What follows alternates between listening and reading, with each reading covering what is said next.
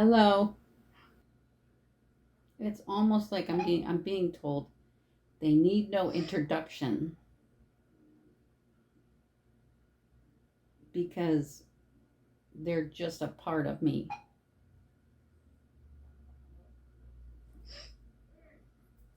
So they don't need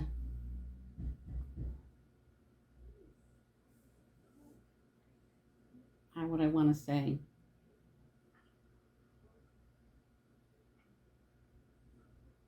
The formality. Yeah, Re-recording. a build up. They don't need a they're tell me open your eyes. They don't need the formality. They're saying they've merged with me.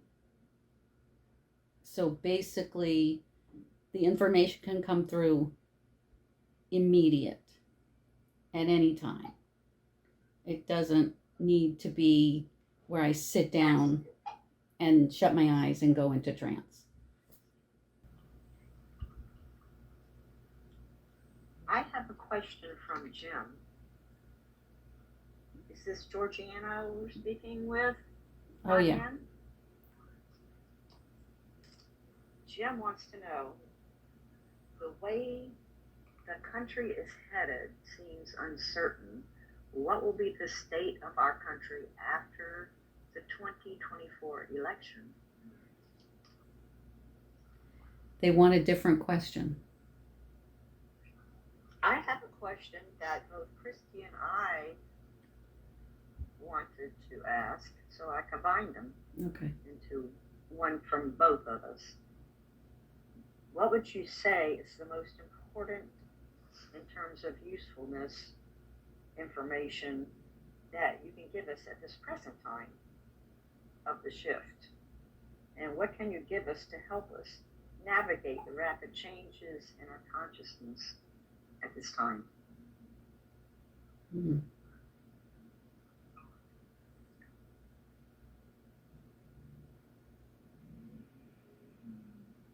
They want more information.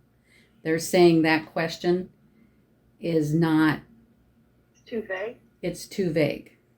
They want to know regarding what? Regarding spiritual development, regarding physical. Spiritual. So reword it a little. Okay. Or Christy, if you know how you want to word it. Well, I think my original question was, what is the most important thing we can each be doing for our soul development at this point in time? That's a better question. Okay.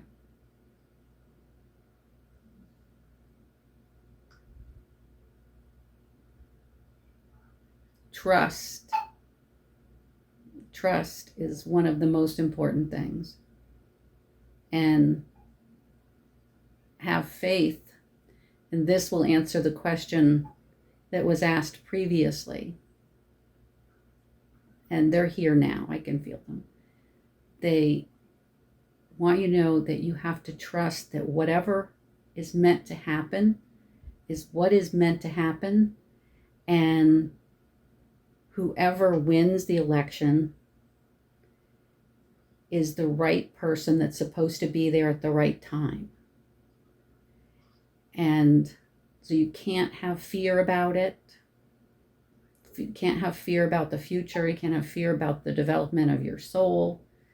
Your soul is fine. Your souls are all intact.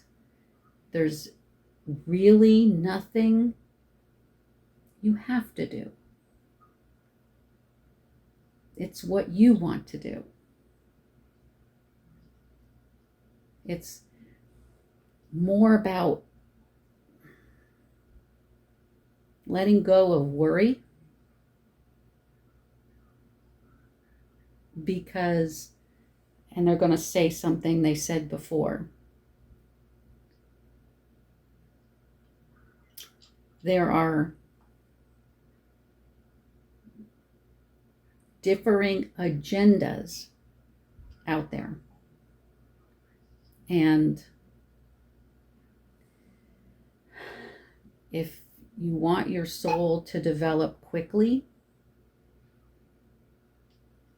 if you want the advancement, and this may answer other questions. They're coming in now with what they answered before. So if you want the universe, the planet, to progress, it's going to progress. It's about how fast or how slow it happens. So regardless of who wins the election, it will either move quickly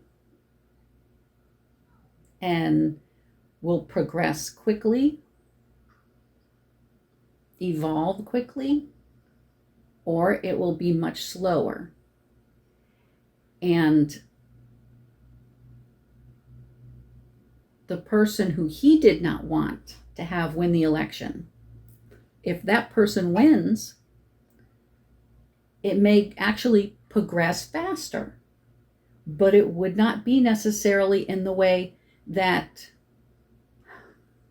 would be without fear or without war.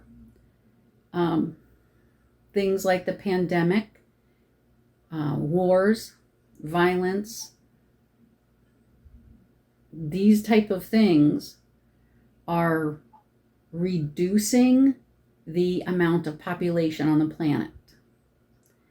And the reduction of the amount of people on the planet is one of the things that will move the whole planet forward. The souls on the planet to another dimension. There are so many people right now with differing points of view that are battling each other. Different agendas, different groups with different agendas that are trying to see who's in charge, who's going to be the one in control. And it's causing a divide among everyone, all the people all over the planet. So if you have a situation where a lot of the people who believe differently, if there's a mass amount of people that die, that's the only thing they can tell me to say. If a mass amount of people die, then the people that are left on the planet will probably more than likely come to an agreement quicker and will move the planet forward into another dimension, move all the souls forward. It's a matter of when you have all the disagreements, it takes a lot longer. But until we have agreement, we will stay where it will take a longer amount of time to get moving forward. But your individual souls, not the planet as a whole, but everyone's individual souls are moving at the pace that you are requesting them to move at. So you have to trust that you are in control of how fast and how your soul develops. So what you decide is right for you is 100% right for you. If you want to meditate, if you want to do those things, do them. If you want to go out and do something like drink all the time and go out and party, do it. Everybody is an individual. And the rate of their individual soul moving to another dimension, moving forward and getting ready for the planet to move. But I feel that what GeorgeAnna is trying to say, what they're trying to say, it's more important right now and that the planet move forward as a group than it is for the individual.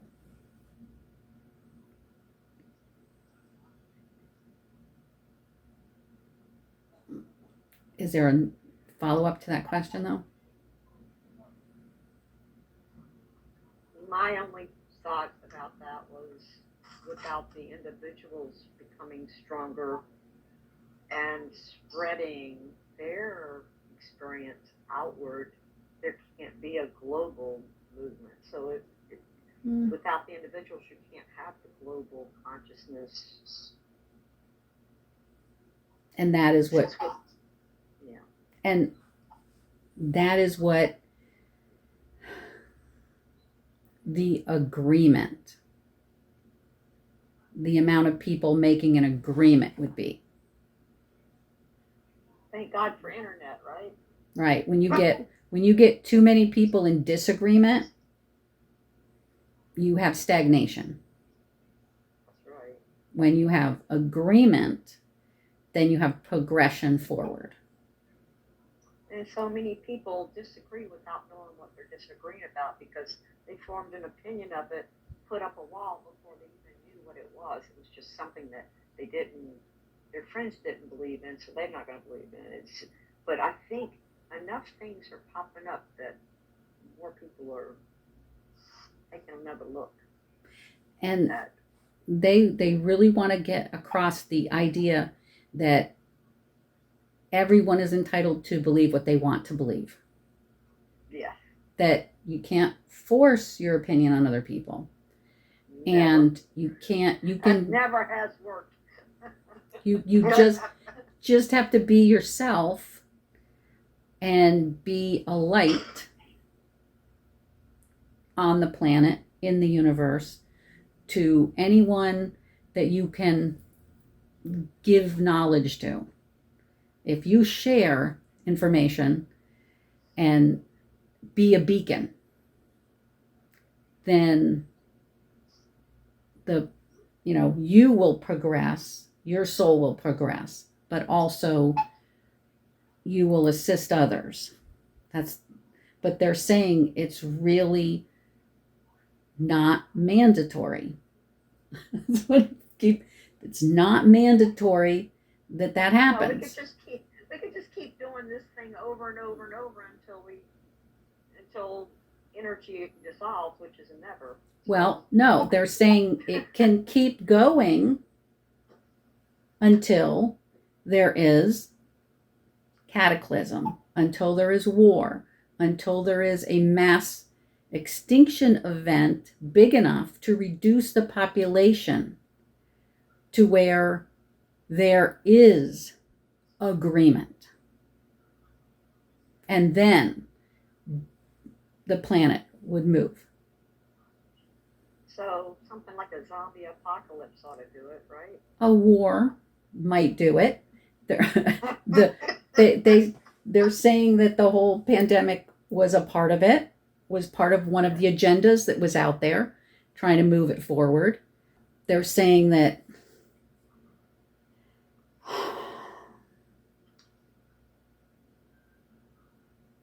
if people just want to argue and fight, that's fine for that individual. If that's what that individual wants to do, by all means they can do it. Because every individual, it's up to them how they want their soul to progress. And that's it. That's what they just want to know. You cannot force anything on anybody. You don't have to push anything on anybody. Okay? Which would create more conflict. Unruh. Yes. All those things have been done and failed, so I think we need to stop repeating them. And they're saying don't be surprised if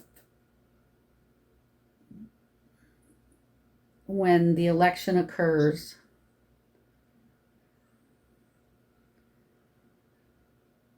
this is what they said to Jim, and so I'm sharing it now. And it's a rough one to share. Don't be surprised if there are executions.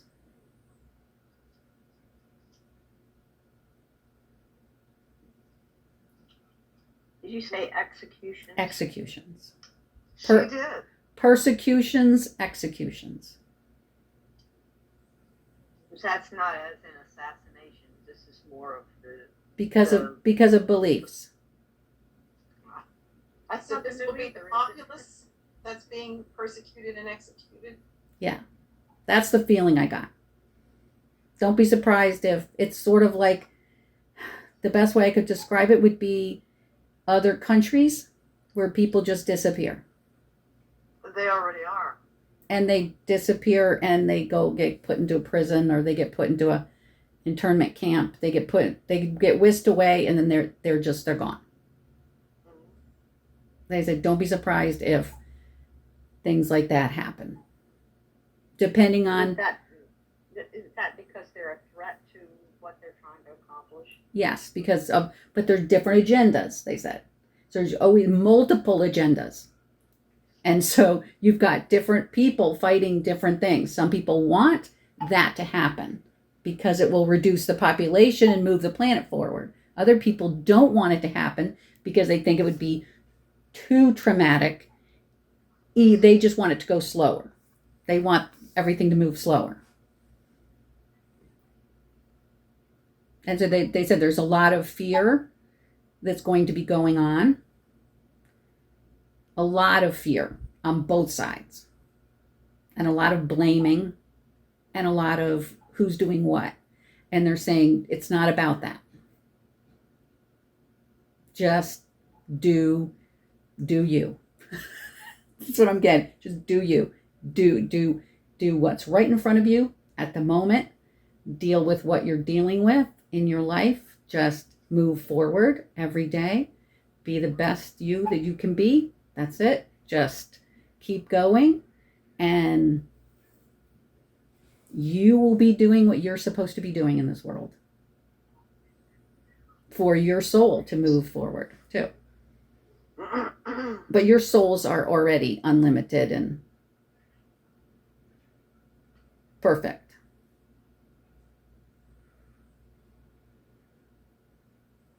So there's truly no need for improvement once you are reconnected. Okay. They're saying on the part of the moving your soul forward, they think that what part of that question is, it's more about if you don't want to have to come back another time. It's more about karma.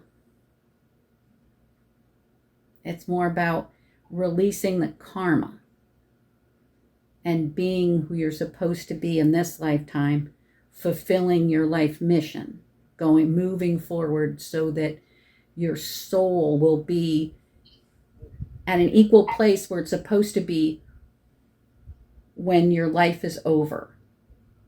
So that as you rejoin that perfect soul that's already there, you are in a state of perfection. Okay, I'm going to let you ask another question. Okay, I'll ask Christy's question. She wants to know, have any of the women in this group had eggs harvested by aliens, extraterrestrials? If so, how many hybrid children do we have?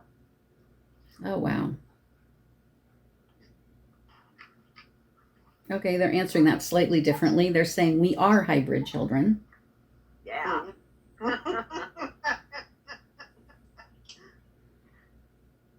So our eggs children would be hybrids? No, they would just be children. But they're saying we are hybrids. Mm-hmm. So it is not, if you're talking about in the body that we're in the individual bodies. Let me see if they have anything to say about that.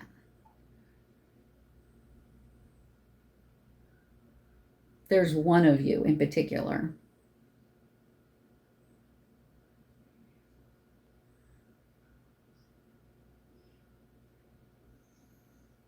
They're saying most of us, all of us, in fact, have had interactions, have actually had interactions with beings that are not earthling, or can't say that either. They are earthlings. they are just not completely humanoid.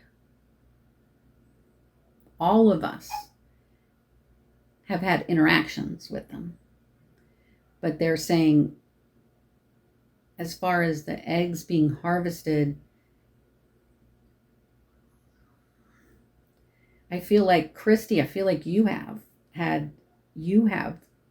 like, that's what they're saying. They're saying you asked this question because you already know the answer.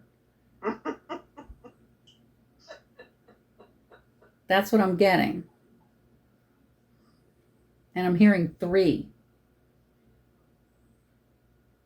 That was some of the miscarriages then. Oh. Yes. I just got it confirmed, yes. Okay, thank you. That's beautiful. Yes. And they're healthy and happy. And have children of their own. Wow, I've got goosebumps. That's what I just heard. They are on the planet. Really? Yes. They are on the planet.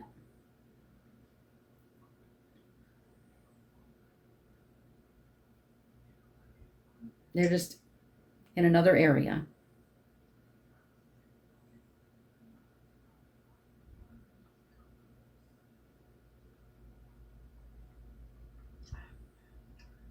I would want to ask who is raising them or who raised them. Other mothers. Other mothers. Alien mothers that look human, other humanoids, or Human mothers. human mothers. Human mothers. So they took my fetus, did something to it, and implanted it in another woman? Yes. On another part of the world. One of them is not a human mother. I just got that. One of them is okay. They weren't completely yours, or they weren't your husband's. That's the best way to say it. Okay. They were yours, Mm-hmm. but they weren't his. So they were half another being.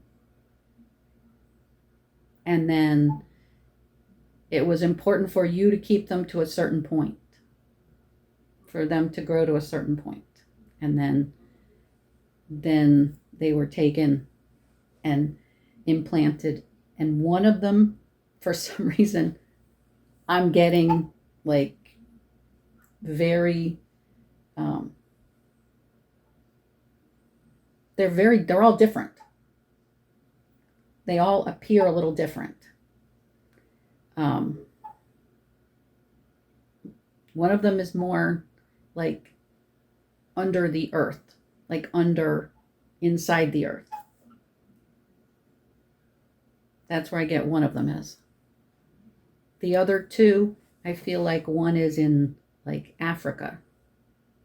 And they might both be there. I'm not getting a definite on the third one. The third one might be off planet sometimes. But it's one that goes between, but they were, because of your DNA, it has something to do with your DNA. They needed to be born of a human mother. But it was someone who was already aware, already, how do they want to say that? Already completely aware and connected to them. Because there are people upon the earth, that's part of one of the other questions they've answered previously of Jim's questions. There are people on this planet there are beings on the planet that they're already here. The if you're asking when are the aliens going to show themselves, they already have. They do all the time. It's just we don't recognize them most of the time. We think of them as human. A lot of them look just like us. They're human, but they're not, 100% human. And then there's ones that don't look like us. And those are the ones that stay more in the shadows and are only seen sporadically.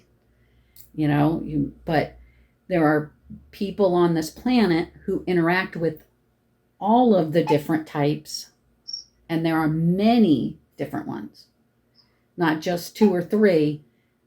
There's like 50 more. There's a lot, hundreds. I don't know how many. Like, they're not giving me a specific number, but it's like up there, 50 to 200 maybe. I don't know, but they're saying 100 I've heard from other sources. Yeah, they're telling me there's like a lot of different varieties, and they're here.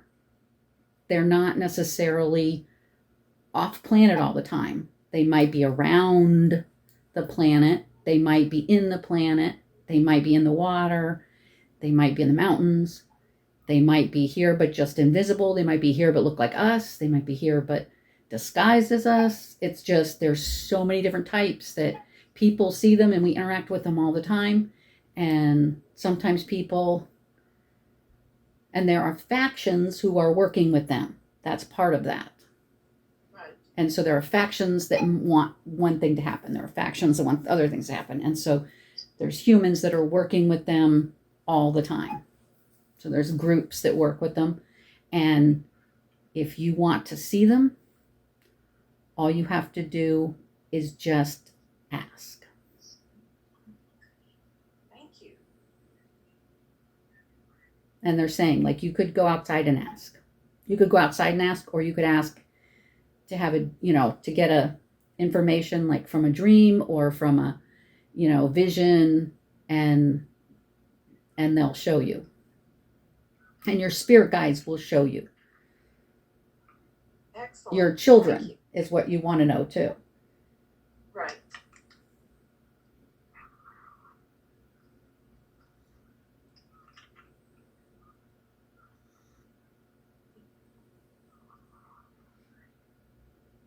Do we have another question, Gail? Yes. I'll give you one from Deb. Okay. She would like to know if you can give us specific signs/lessons when we're on our correct path. How you would know. Is that what? Yes. What can we look for that you would be sending us when we're making a decision, I suppose? What can we look for for validation? Upper level signs, not a feather or All right. like that, or higher elemental signs.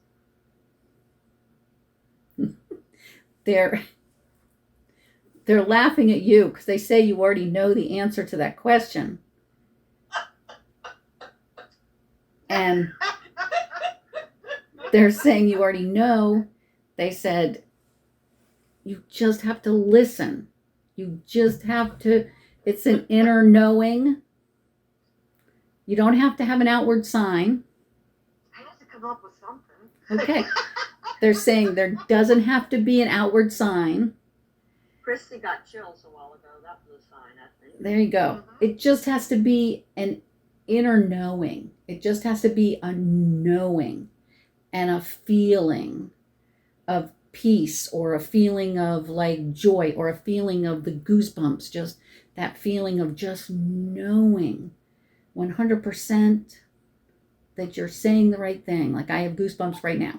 Just they're telling me it's just a 100% knowing. And that would be the sign. That would be the sign. They're saying the other signs, the physical signs, Those are the signs for the people who need physical signs. Those are, if you need a physical sign, you can ask for a physical sign. Mm-hmm. And you'll get it. They just reminded me that I was given two physical signs. I can't even talk. Physical signs.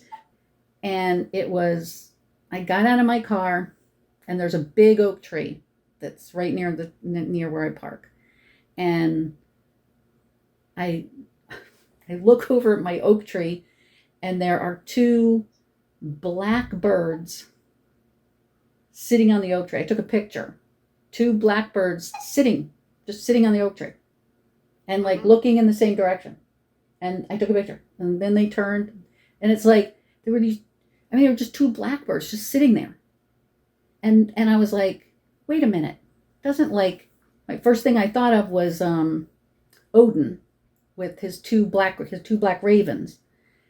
And I thought, okay, that's interesting. And I kind of, put it away, took a couple snapshots, and next day I get in my car and all of a sudden I hear this chittering. And there was a squirrel in the tree. And I was like, okay. So I snapped a picture of the squirrel. And then I went, wait a minute. Like in my mind, I get the message, and I'm getting it right now. I don't know if I can remember his name. But there is a squirrel who brings messages from the gods and runs up and down Yggdrasil, which is the tree of life, the tree in I can't even talk. What is Norse traditions in the mythology? There is a squirrel that runs up and down the tree delivering messages between the gods and the different, earthlings or whatever, up and down. And so I was like, and then I thought, well, what are the two ravens? They also deliver messengers.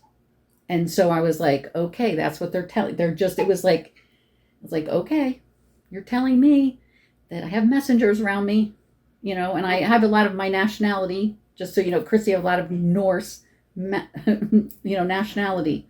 And so I thought, okay, that makes sense. And I know some of those beings that are out there are also the very blonde, looking like Gail, very very blonde, blue-eyed, Nordic looking individuals. That's one of the races that's here on the planet.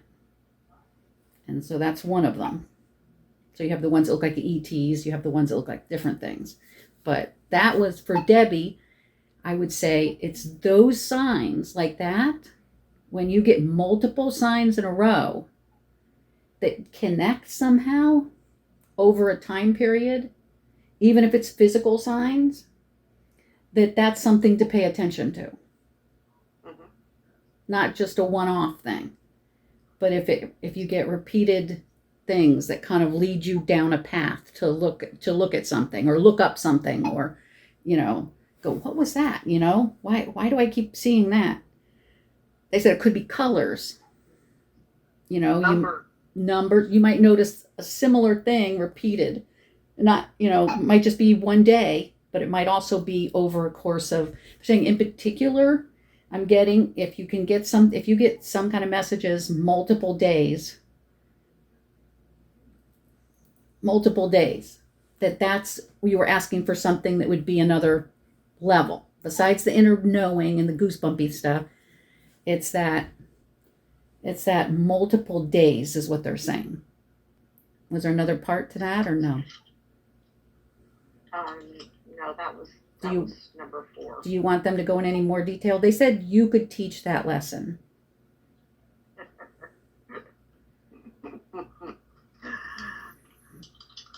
Yes. They said you've been getting messages forever. My word. Forever. So, yeah. So whether it's, the automatic writing, whether it's channeling, whatever it is, whether it's dreams. Lately, I've been getting messages in wood.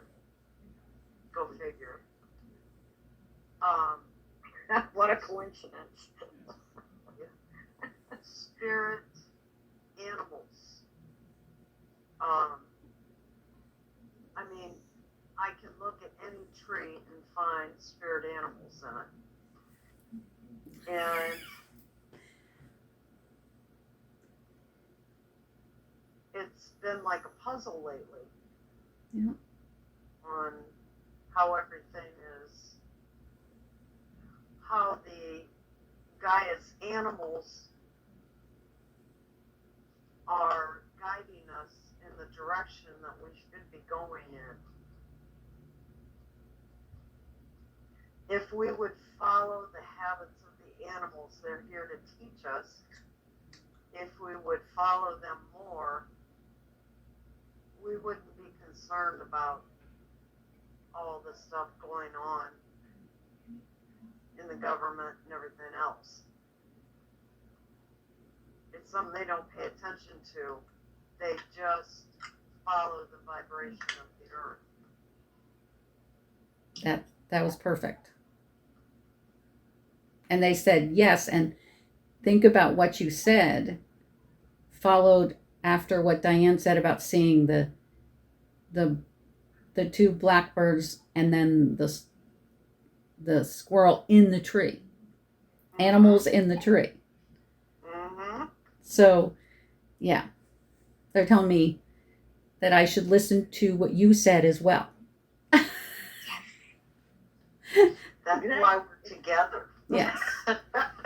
That what you said it correlates. Listen to that, and then you said, so we don't have to worry, that those are the messages. Mm-hmm. And that's exactly.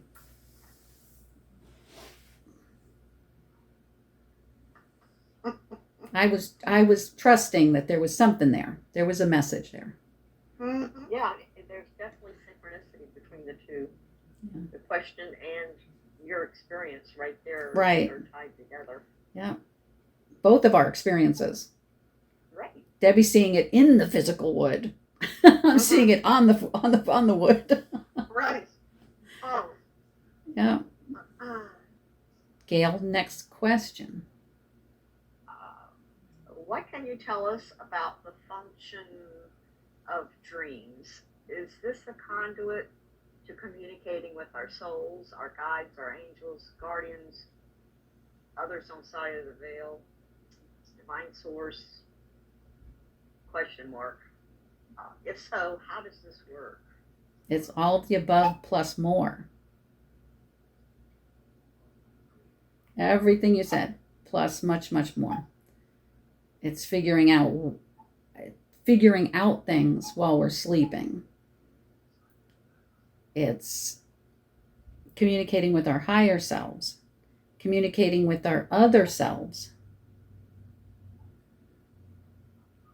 Sometimes we are transported to a past life in a dream. Sometimes we're transported to another life,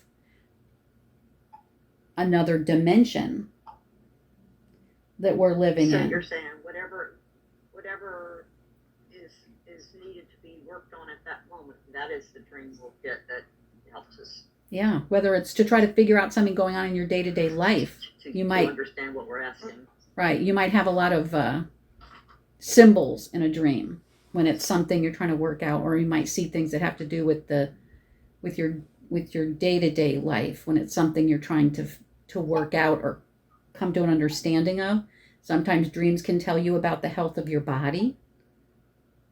There could be aspects that happen in the dream that tell you things about what's happening inside your body that you're not even aware of yet.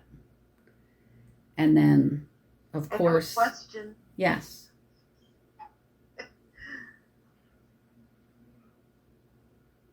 are many people on the earth that are getting their days and nights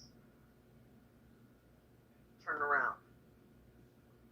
Can you go in depth Wait, on why this? I lost you there for a second. There are people that we know that are getting their days and nights turned Right. In other words, their bio is completely Reversed. reversed. Right. Is this for a specific reason? Or what's going on with this pattern? I heard a couple different things. They're saying it's for protection in one aspect. It's so that you are asleep during the day, so that you're awake at night when there's less conflicting energies around. Because during the day, it can be overwhelming. So it's a protection process almost. It's like the body needs to shut down to not be bombarded with all that energy. And when it's quieter at nighttime, when there's less activity out there, then your energy is more at peace. And so that's when you can be awake and feel more restful while you're awake, if that makes sense. Not as bombarded with, there's so much going on right now. There's so many fast moving, this is what I'm getting, fast moving, changing, constantly changing, and worrisome, fearful, hateful energies out there right now. And the energy is calmer at night when those people are sleeping, so that you can then be awake and be at peace and connect easier with your higher self and with the energies that you need to connect with in the universe. During the day, it can be, it's almost like it's too much, is what I'm hearing. It's just too much. And so shutting down, it's a defense mechanism and a protection mechanism. So whether it's taking naps during the day, just not being able to stay awake, falling asleep, dozing off, even if it's for a little bit, is kind of it's like shut down. It's like shut down. Shut down for a little bit. It's like rebooting a computer when you go to sleep. I feel like the vibrational frequencies of the internet through the atmosphere, actually it's high during the day and at night. So you're getting information whether you want it or not. But by going directly to the internet and being flooded with opinions, Right. It's too much. This is one of the mechanisms that is going to deplete the population. Yes. Because it's too much strain on the brain. Right. It's one process. It's one group that would be happy if people were living in virtual reality with virtual reality goggles on and are spending their life in nothing more than in front of a screen. It's basically a death ray because it's burning the Oh. cells in the brain, and that's where all these new illnesses are popping up, and they can't find a source of where it's coming from. They're saying not all of that is true. There might be some, but others are not. They're biological. Specific groups. But it's the vibrational attack. Mm-hmm.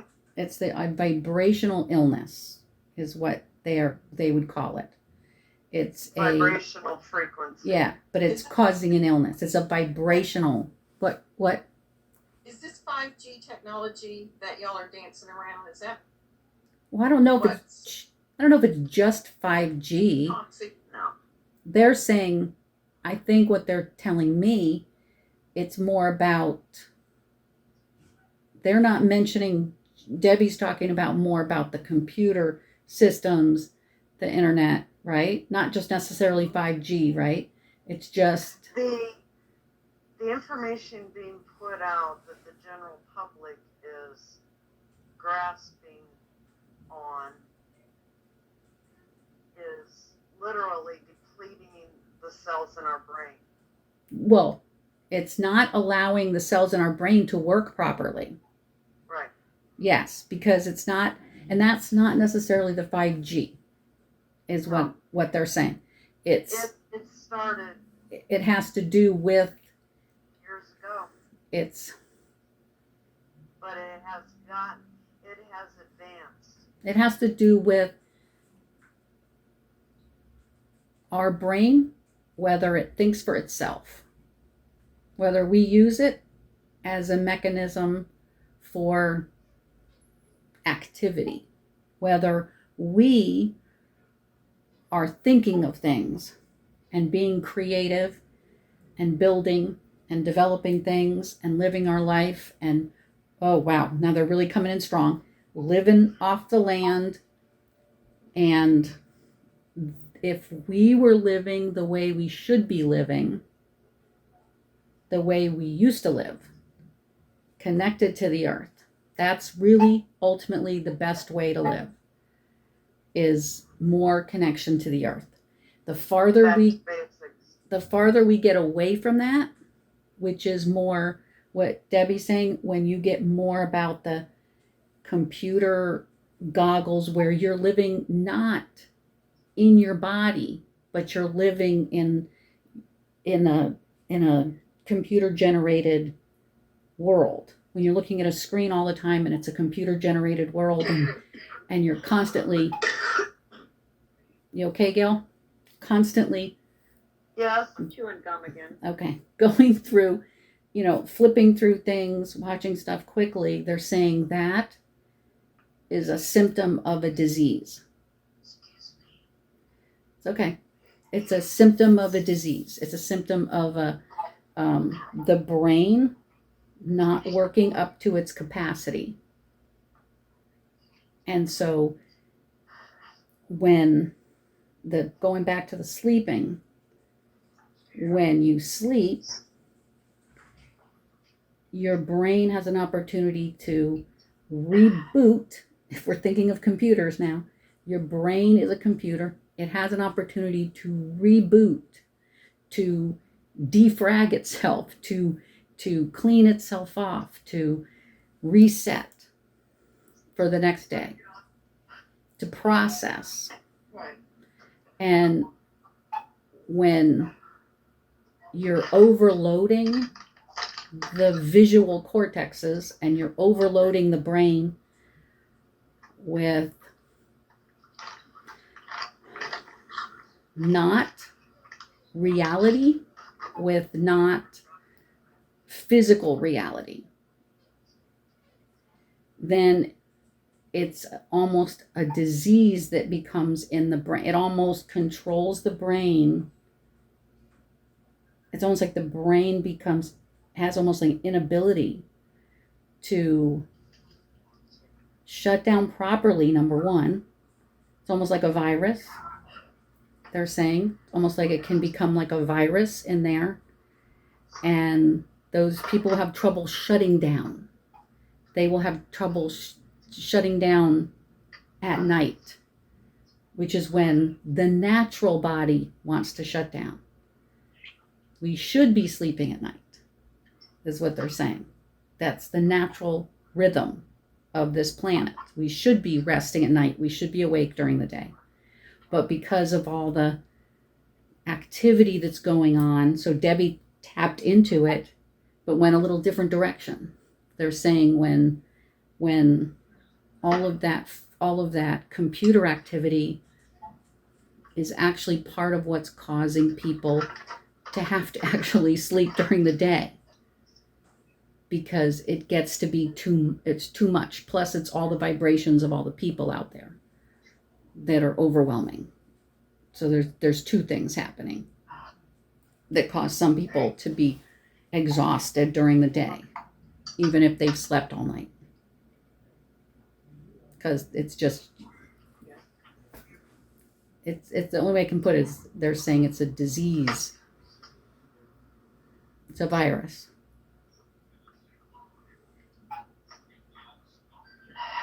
Yeah, well, I think that for those of us who are empaths, that when we feel into the mass consciousness of the daytime, it's very toxic and frantic and busy.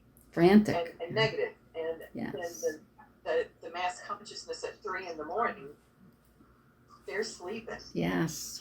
So that as an empath, it's safe to go out in the world. Yes. It's safe to feel things. It's safe to connect at that time. Whereas during the day, there's just so much of that toxic negativity. Absolutely. Yeah, it's what they said. I think it feels safer. Yes. And it does feel safer. Yes. When the masses. And it's a there's mass amount of fear out there that's been pumped out right now. There's a mass amount of fear that is being pushed on the population. A mass amount of fear. And so it's that if you can't find that during the day, then, and it works for you to find it at night, then that's okay. Like, they're not saying it's bad. They're just saying the natural way it should be is the other way, is awake at daytime, sleeping at night. But for protection purposes and for cleansing and getting rest, that's why people are doing it more. That's why you're finding that a lot of, you're right, empaths and anyone who's sensitive to the energies is going to have trouble, want to be asleep during the day. Yeah, and it's particularly troublesome because physical science teaches us that our brain needs like 8 hours of sleep to flush. Right. And like, I guess it would be like when we do the hard drive cleanup on our computers. Yeah, exactly. That, we need the 8 hours of sleep to do that. My natural body wants me to be awake at 5 a.m. because it's peaceful. So I can get part of that peace for that and get part of that, I might not be awake all night, but at least I get part of it.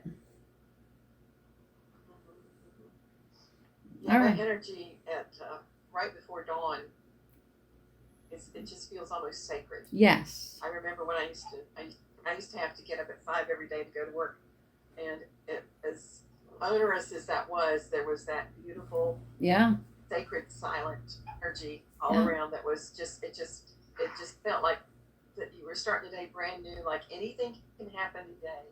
Every day felt like such a gift. Yeah, it's like nobody else. Right in those. Yeah. Pre-dawn. Yeah. Like nobody else is awake. I go out, open up the window, open up the blinds, and like the sun, as it come up, I can see it starting to sunrise, but not much. You're right. Yeah, Well, that's really sacred to me.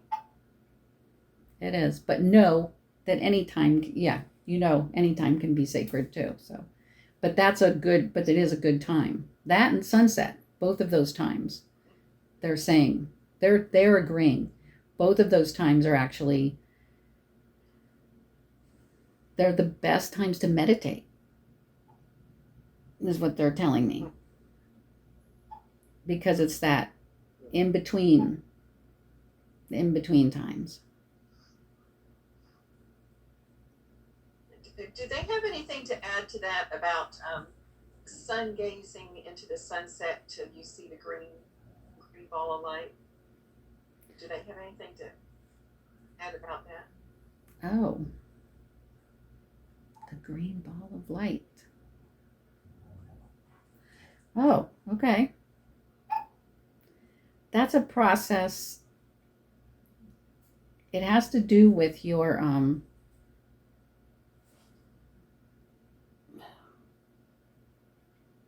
it's not just your third eye. It's your I can't find the word. Maybe What's the pineal. pineal gland? Thank you. Honey, Pineal gland. It has to do with that. It's to activate the pineal gland. And it's the retinas and the cones in your eyes and the retinas and the cones that are in the pineal gland. It's a visual, and so that's part of that, what you're saying, part of that. It could be moon gazing too, they're saying. It could be moon gazing, star gazing. They're saying it doesn't have to be sun gazing. It could be looking at the sky. It's the activity of getting that light, because the moon is the reflection of the sun. So it's the sunlight still. So they're saying it's that light coming in to your visually coming in and activating the pineal gland. That's what they're saying that comes from. Or that's why that is a thing. That's what I'm hearing. That is why that is a thing. thank you, and thank them. You're welcome. Okay, Gail. Christy has a question. Are Mother Mary and Kuan Yin two manifestations of one entity? Yes. And I'm not familiar with Kuan Yin, so maybe you could give us a little background on that. well, How they relate. Well, there are many it's mother goddesses. There are many mother goddesses all across the planet. And some are, they're saying most countries, most mythologies, you'll find a mother goddess. Because even though a lot of she was pushed away in a lot of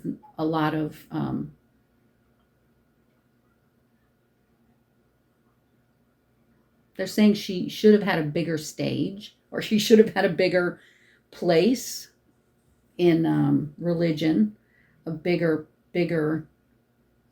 she did a long time ago. They're You're saying talking about Mother Mary? all mother goddess in general, because whether it's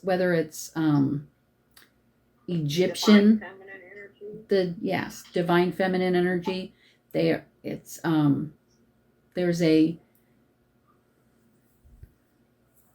the two that you said, yes, 100% same manifestation of the same energy. It's the Kuan Yin and Mother Mary, same energy, but there are other ones as well. Isis is one in Egypt, and there is I can't think of the names of them, but there's different mother goddesses. And they're saying they're all the same, but they're saying they're actually, that the mother is the creator. The feminine energy is half of creator. So it's masculine, feminine coming together. That's creation. So even though the majority of the world looks at creator as being masculine, it's truly half feminine, half masculine.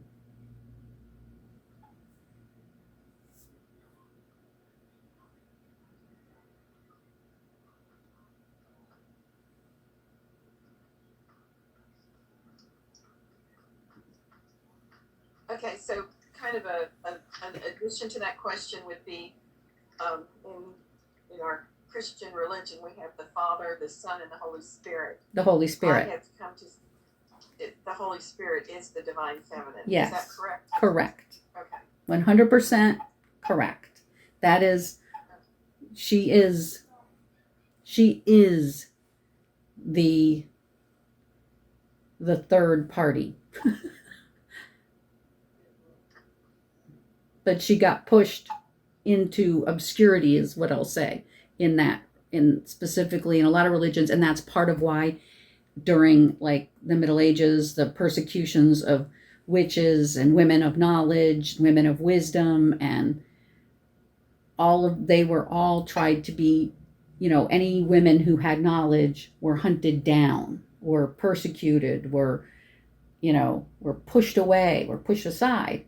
And those women, that is part of the divine feminine. That is part of it. And they were hunted, and they were told that they were, doing what they shouldn't be doing. So it's the same thing. It's still happening, is what I'm hearing. It's still happening today. The divine feminine is still being hunted, they're trying to destroy it even today. That's part of the anti-abortion. It's part of it. It's a woman should have a right, is what they're saying, over her own body. Like her body. Yes, it's for creation, but it doesn't always have to be for creation. That is a big issue. And the pushing of women, trying to get rid of women having certain rights and making, it's been going on for so many years. It's been going on forever, is what they're saying. It's been going on since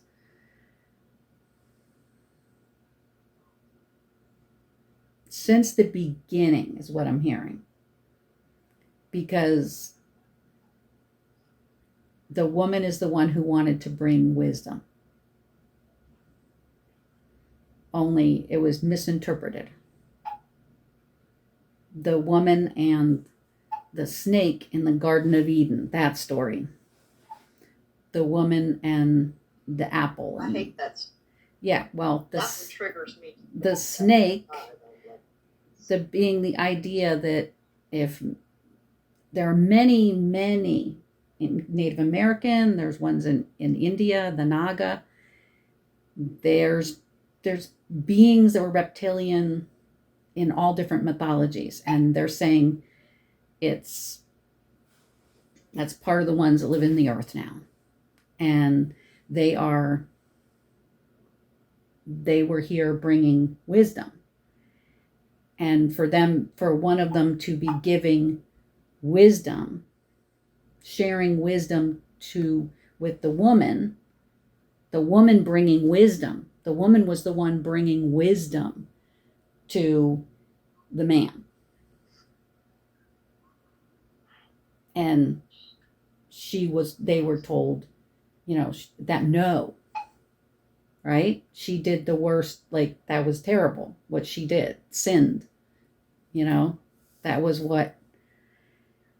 and truthful. That was the beginning of the, let's put women in their place. And it's the beginning of the matriarch, or the I can't even say that word, but the male dominated society, patriarchy. Prior to that, in previous epochs is the way they're saying it, previous, because the earth has gone through multiple different times when there's been catastrophes, and what they were talking about earlier, where the population dwindles down to almost nothing and then it comes back again. That's happened multiple times on this planet. And so when that happened previously, there have been times when women were equal, when there was equality, or women were worshipped. Women mothers were the ones who were the keeper of the wisdom. They're the ones who were creators. They're the ones who gave birth. So they're the Mother Earth. Father Sky and Mother Earth. And they're saying that. Well, what do they have to say that Baal worship? Well, they're saying that it goes back again to the different agendas. And they're saying that it's not so much that Baal, or they want to, it's Enlil is the other, is the Mesopotamian, I can't even talk tonight, God is what they're saying. There is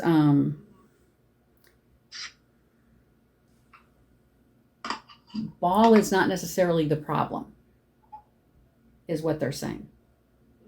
Because you have to have good and evil. You have to have light and dark. You have to have male and female. This is a binary star system. The planet is binary. We as human, our souls are binary. Everything is dual. And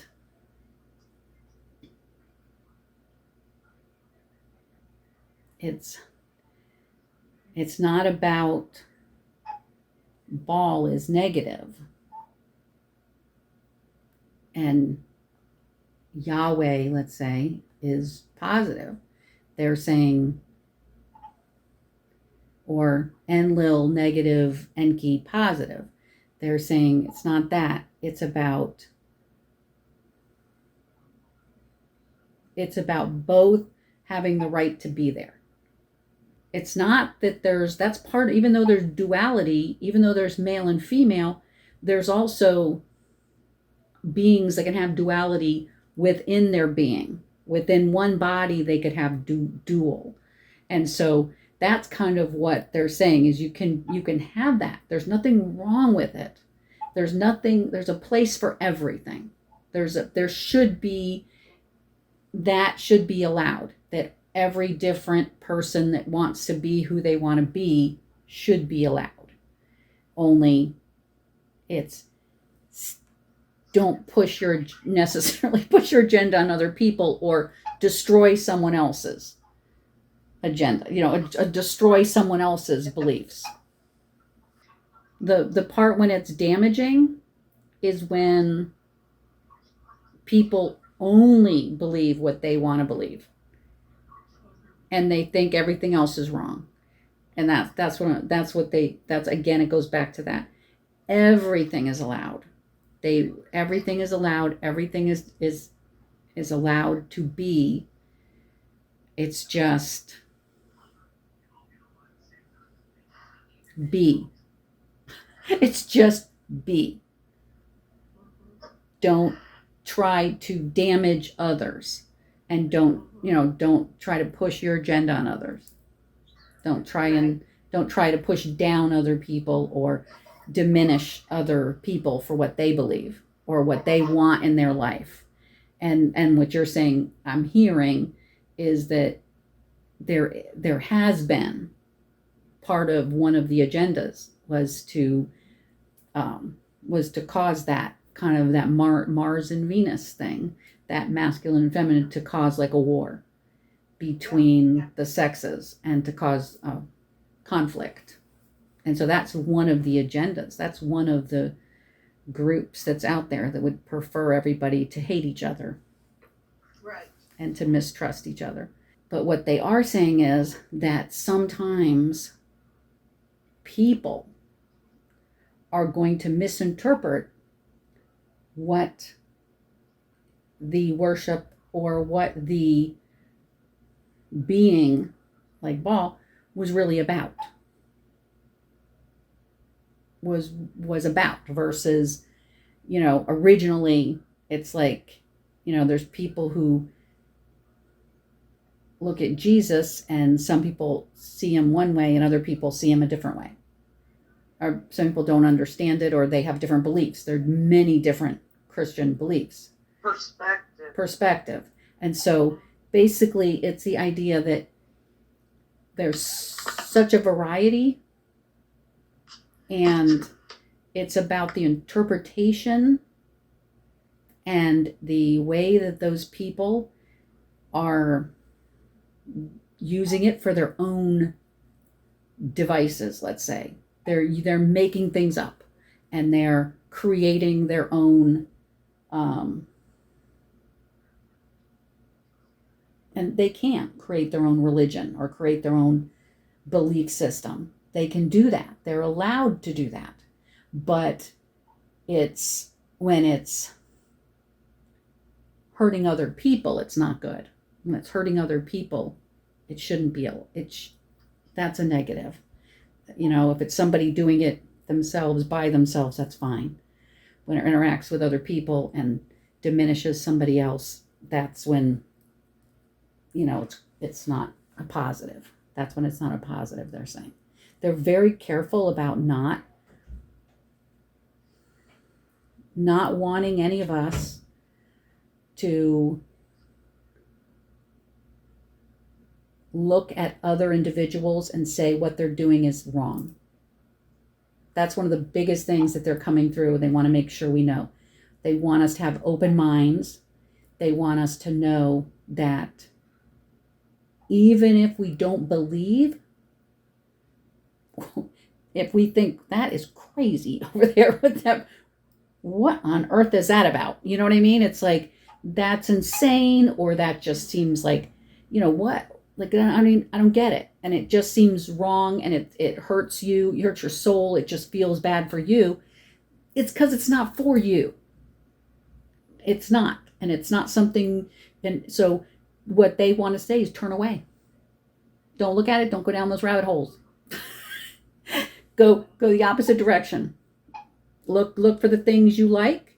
Go that direction. Go for what is going to make you happy, not what's going to make you disgusted, is what they're saying. So if it's, you can be curious about stuff, but then what you might find, you have to deal with.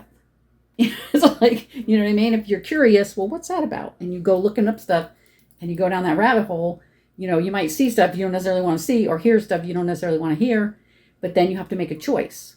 Like, just leave it there. Don't worry about it. It's not in my life. It doesn't affect my life. And just put it aside, is what they're saying. Put it aside and let it go. And because if you want to focus on it, you are welcome to focus on it. If you want to push against it, you're welcome to push against it. But all that's going to do is pull you further into that world. It goes back to law of attraction. Yes. It'll move you closer the more you focus on it. The universe, this planet in particular, was created. Actually, the entire universe is created to give us what we want. Diversity. It is created for you are a creator. So we are created in the image of the creator. And so that is what we are. We are creators. And so when we want to focus on something, if it's cats, there's going to be cats everywhere. If you want to focus on, If you want to focus on, if your favorite thing is Halloween, Halloween's going to be everywhere. If you want to focus on, movies, Hollywood stars, that's what you're going to focus on, and it's going to be everywhere. If you want to focus on, planting, if you want to be big into gardening and stuff, well, then all you're going to get is gardening things. And it's just like but it's not just the internet algorithms. That is a good way to prove to you those algorithms, that is a part of the bigger picture.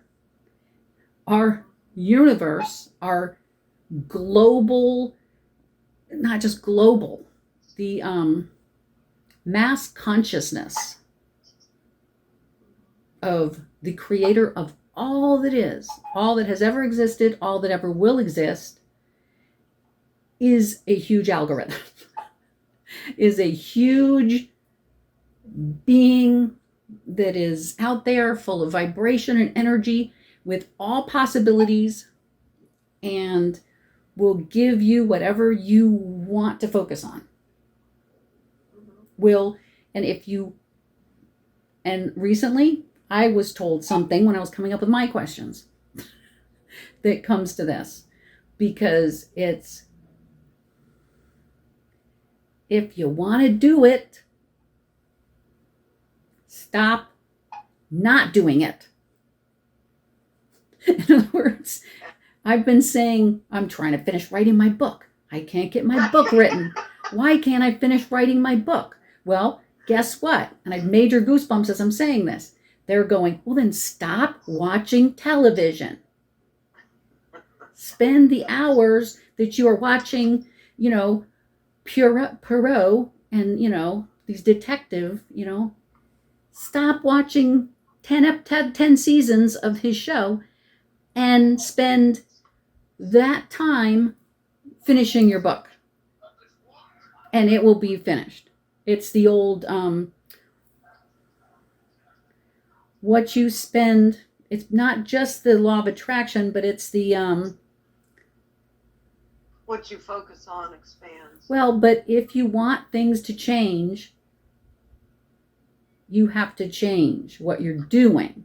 If you want, if you don't change what you're doing, but you want things to change, but you keep doing the same old thing, nothing's ever going to change. So you have to change your activity in order to get your result to be different.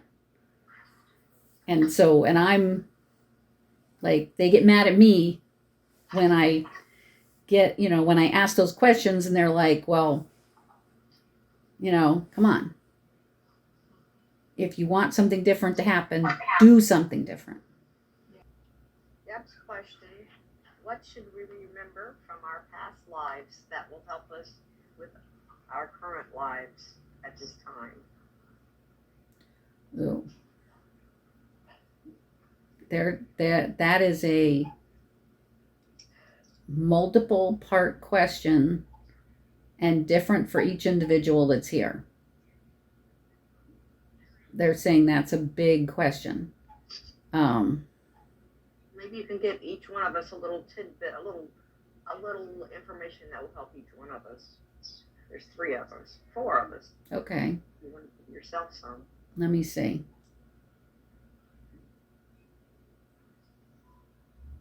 So they're saying, is there a specific? I think maybe she's saying, like, the times we're in are so different from any other lives that we've lived. Right. This time is really special. What can we use from the past lives that will help us in this big change we're going through? Well, does that sound right, Deb? Yeah. Or they're saying maybe they can come up with, it's more of one lifetime, they're saying. Because if they go into all of your lifetimes. Now, if there's something that might be relevant right. that we can use, okay. that we don't remember having. Right. Like if we were. They're saying, yes. They're saying one lifetime. They're saying, let's pick on one lifetime. Let me think about it. Let me go to them to try to get them to. This might take a second.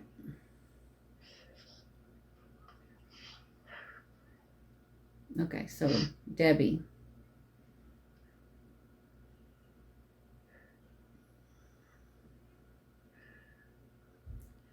Debbie. They just want to remind you that they love you so much. Ditto. And to remember that you are the captain of your own ship. That you're the one that sets the course. And that you bring others with you to assist you in navigating the world, in exploring the world. They said you need to put your captain's hat back on. That you need to remember that you're not just here for yourself. You're here to steer and to guide others to a place of safety through the rough waters, through the storms, past the monsters, to a new destination. Aye, Thank you. You're welcome. They went right at that one, didn't they? Yeah. Yeah. Okay. Still the coach. What? I'm still the coach. Yeah. So The captain. She was a captain, huh? Yeah. The captain of the ship.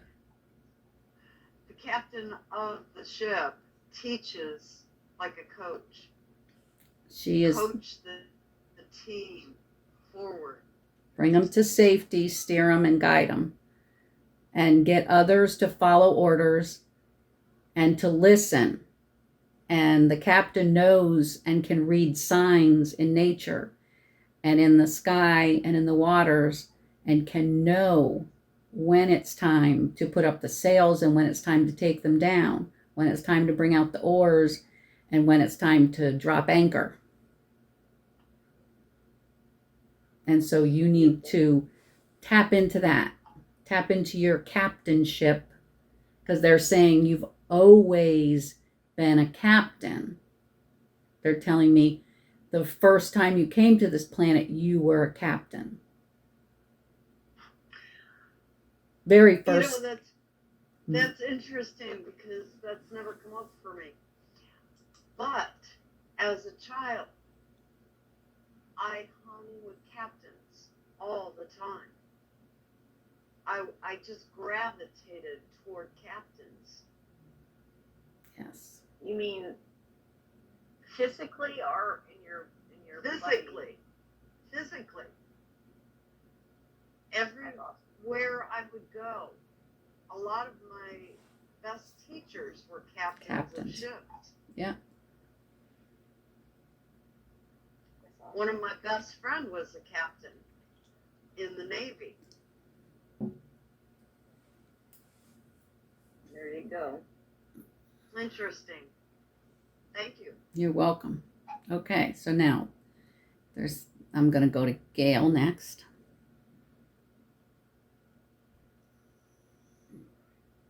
And again, it's going to take a second.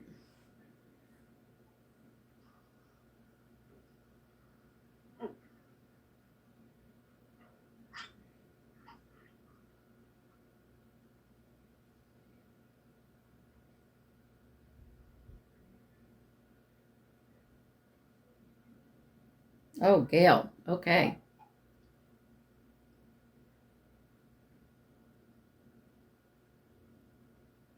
With you, it's coming through very good. Actually showed me a couple different lifetimes with you, Gail.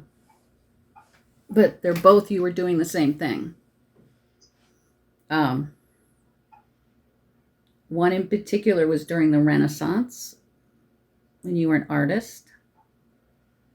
and it has to do with your creative ability and the ability to communicate through art, through paintings. And they're also showing me a time period when you were in a cave and doing some of the first painting on the cave walls. Yeah, I'm good at stick art. Yeah. Well, they're saying there's a piece of that, and it has to do with you. It's more about expression and healing is what I'm hearing.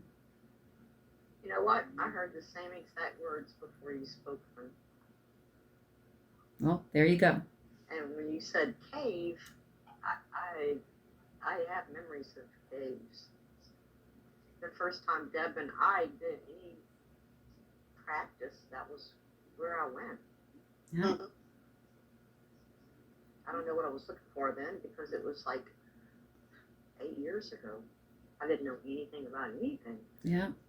Well, they have you painting, and they're saying it's a healing process for you, and it's an expressive process for you, and that you need to bring it forward, that you sometimes delve into it, and like everyone, let it go, and you need to come back to it. And they're saying that the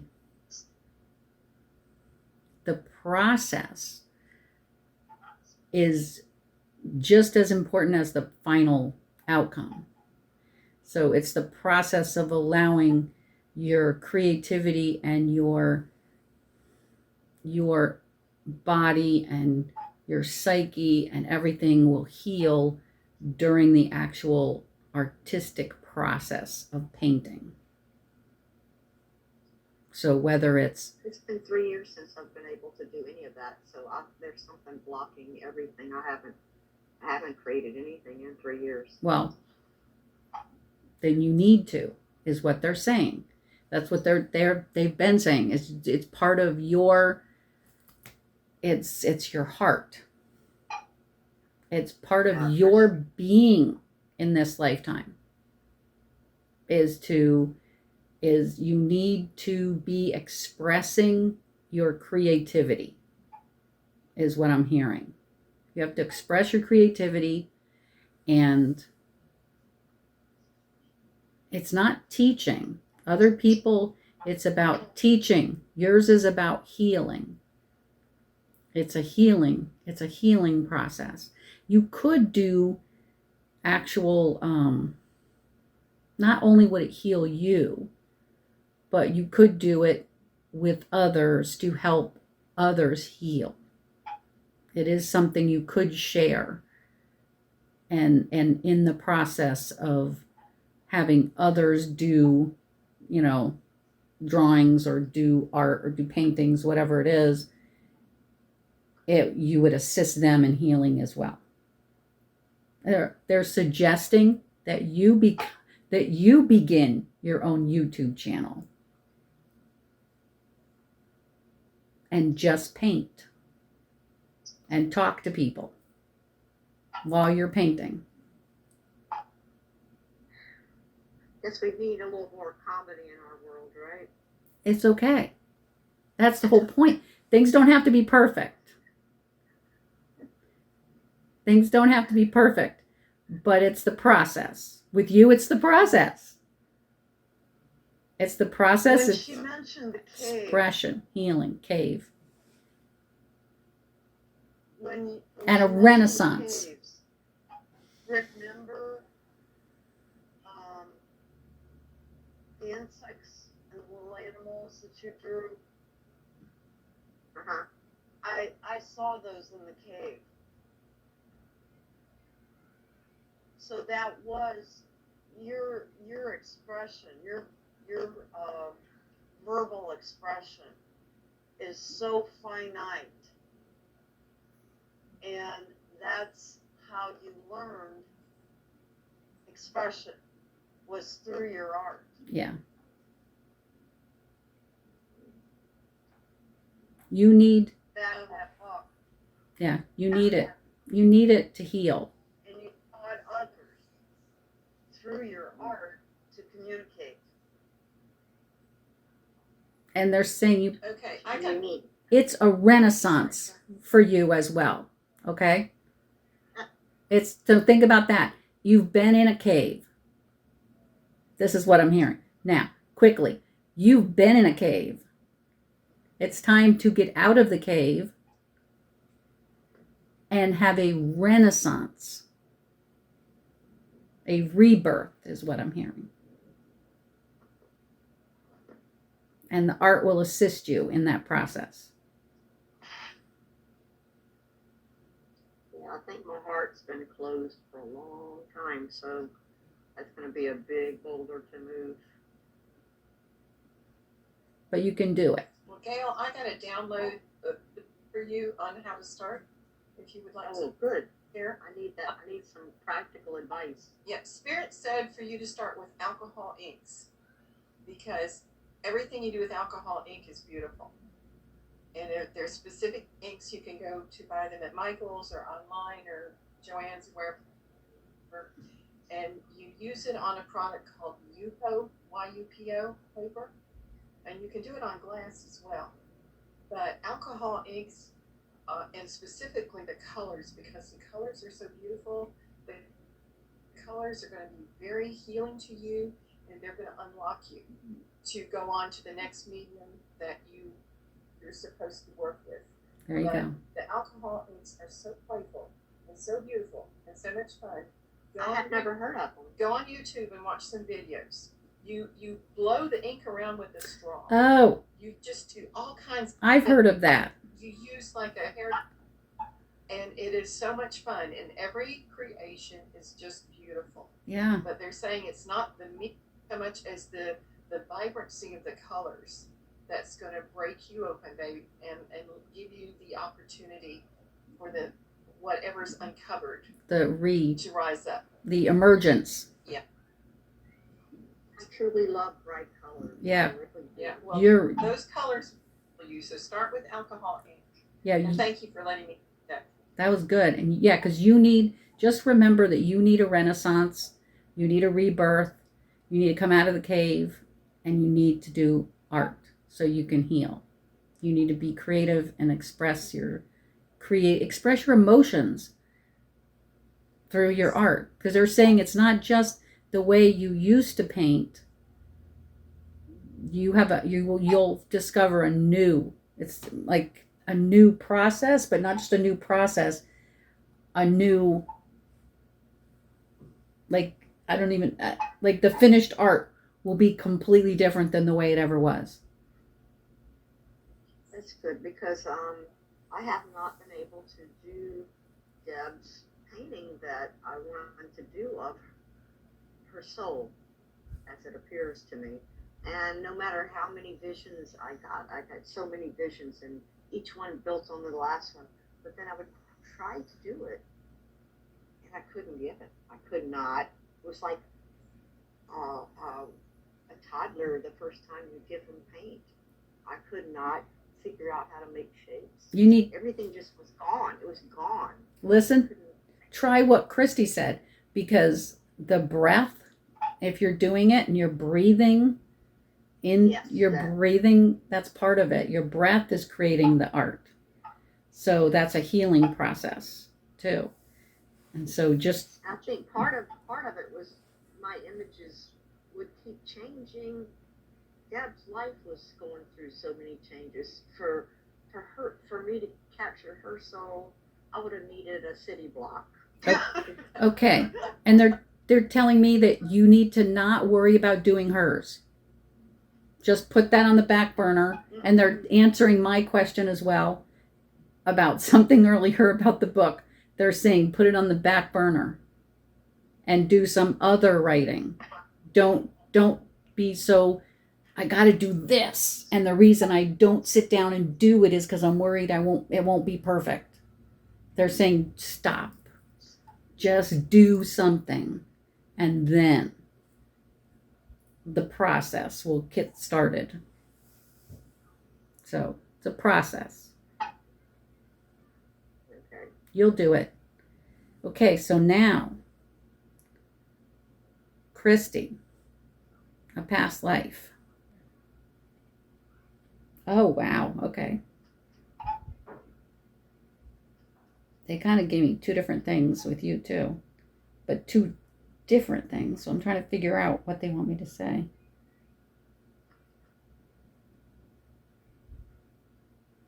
Wow. Okay, they're sticking to one. They're going back to one, but it's all kind of incorporated together.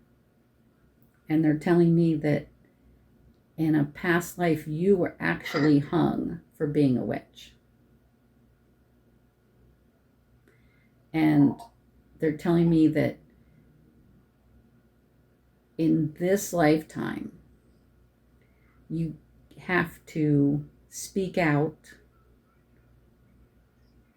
Don't allow yourself to be persecuted, and speak up for what you believe in, and to follow your instinct when it comes to, they're saying you're very much a healer too, but you also have the abilities to do, I don't know if you do in this lifetime have anything to do with herbal remedies, but it's like, I don't know whether it's creating tinctures or creating, like, taking herbs and do you do that? Creating, mixing them together, and I don't know. They're showing me like you have that ability to create basically bring all of that knowledge forward in this lifetime, in this world. It's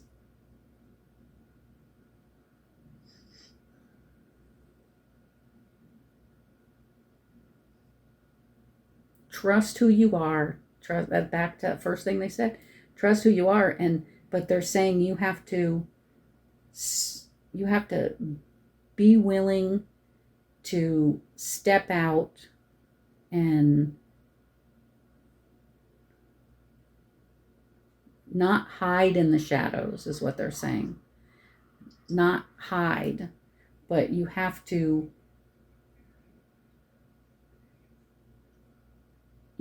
wait, everybody's kind of getting a similar thing.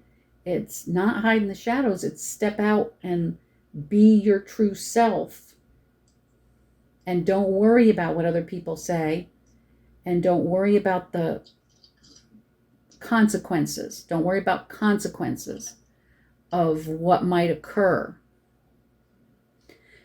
because follow your heart, follow your knowledge, research healing things. They're telling me like you should be knowing what's growing in your own backyard, or you should know what you need to study, the plants and the different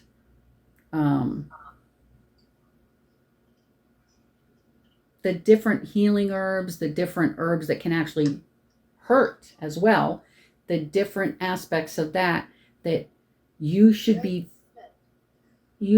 following those and learning about that, so that you can then, you could also teach others as well. But it's the same thing. It's like, don't be afraid to step out, don't be afraid to show who you are, because even when you were in that other lifetime and you were persecuted, even in that lifetime is still talked about today. In other words, any sacrifice that you did in the past or will do, any sacrifice is what I'm hearing. Any sacrifice that occurs is going to be remembered into the future. So no matter what occurs, no matter what people will ostracize, but don't be worried about them. The people who stay true to you and love you and are your friend and want to learn from you, those are the people you pay attention to. The people who say, why are you doing that?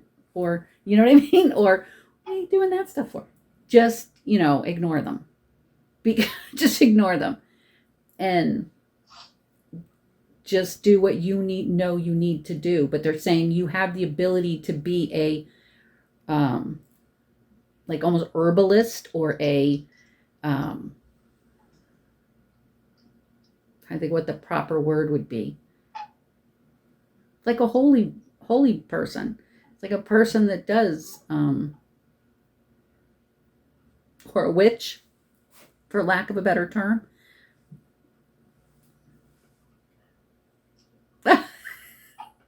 Yeah. It's like that's the path. You need to make sure that you're going that way. That you're continuing your training. And then teach others. Yeah. Well. Okay. Well. And you can. If they want to show up for, they can. Yeah. But you can, and you need to know, because there'll come a time when your skill will be needed. There'll come a time when that skill will be needed.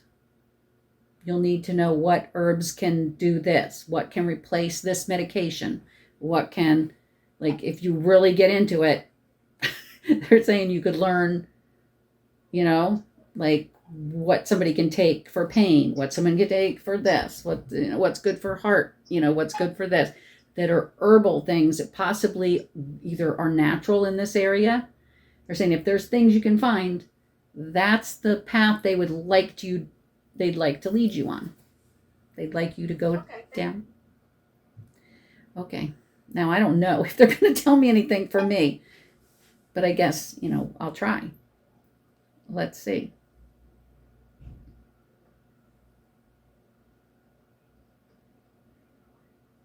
And it's so funny because even before I start to go under, the first thing I get is, oh, shut up.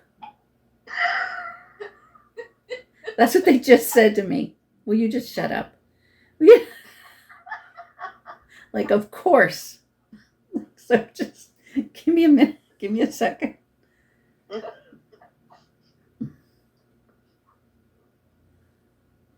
They brought me to a past life that was in Lemuria. And one of my first past lives, one of my lives on this planet. And they're saying that communication.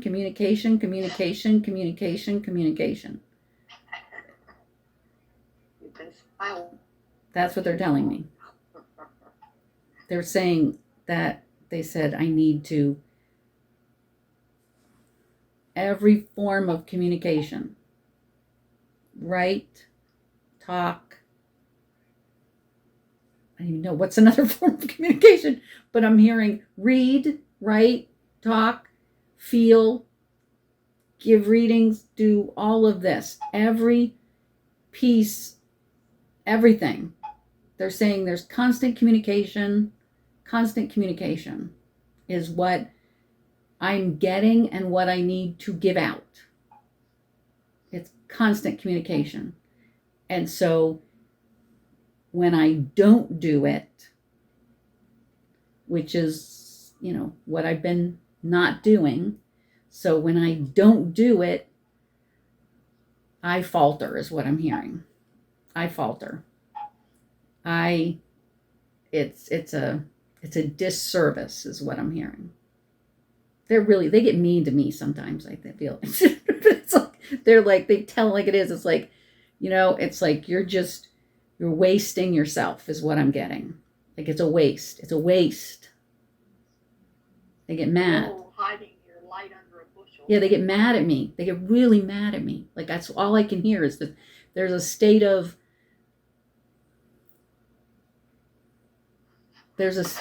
upset on the other side because I'm not communicating constantly.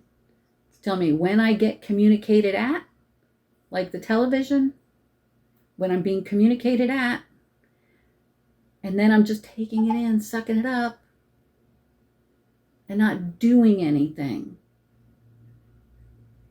That's a disservice.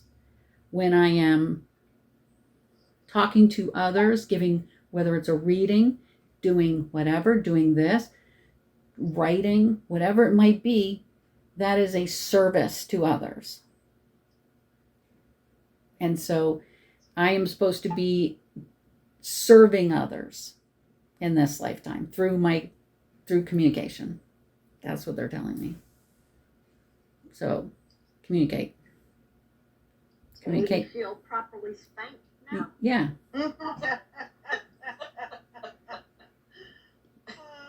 Communicate. That's like, they're just like, communicate. They're just like, that's the word for me. That is it. That is the only word that they're giving me. Communication. And because in that lifetime, So they should be happy with you today. yes, they are. But in that lifetime, it was because I was the head of communication. That was what I did. I was in charge of communication. I was the What you were good at. high priestess. They're clarifying. Mm-hmm. The high priestess of communication. All over this planet and to the planet. To other planets, to other star systems.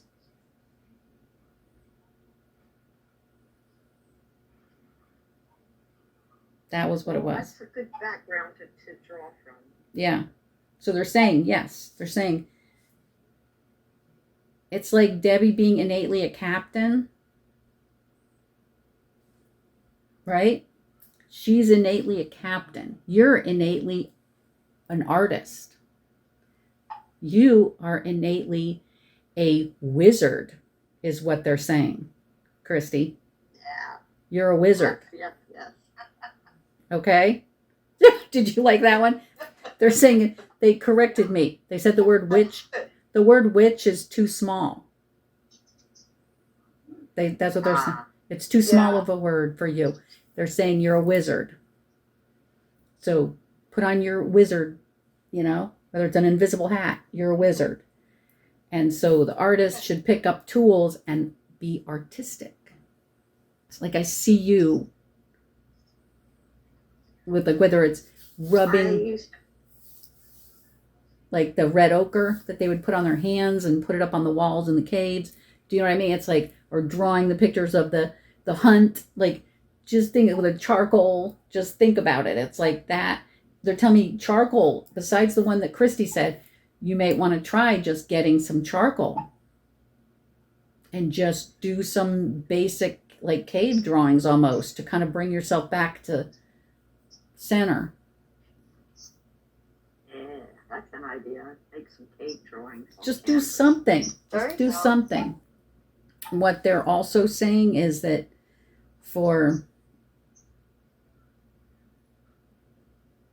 it's for my communication. It's just basically my ears and my mouth, and just use my ears and my mouth is what I'm getting. It's like I carry my stuff with me. It's like Debbie carries her captain thingy. I'm not seeing a symbol. It's like none of us, you don't really need a symbol, but it's like if you took a captain's hat, a symbol of a captain, whether it's the ship or it's something, whatever it is, you could use something as a touchstone is what they're saying. Like if Christy, if you want to use something as this is the thing that makes me remember, this is it. I'm a wizard. Do you know what I mean? It's like, and the same thing for Gail. If you want the art, if you want to find something that is creative for you and just set it next to the bed even. So at night before you go to bed, you think, you touch it, or you just look at it and just make sure that you give thanks at night for that ability, for that creation of yourself evolving, that part of yourself from the past coming forward into this lifetime to help move it forward. They're saying giving thanks is the way to do it.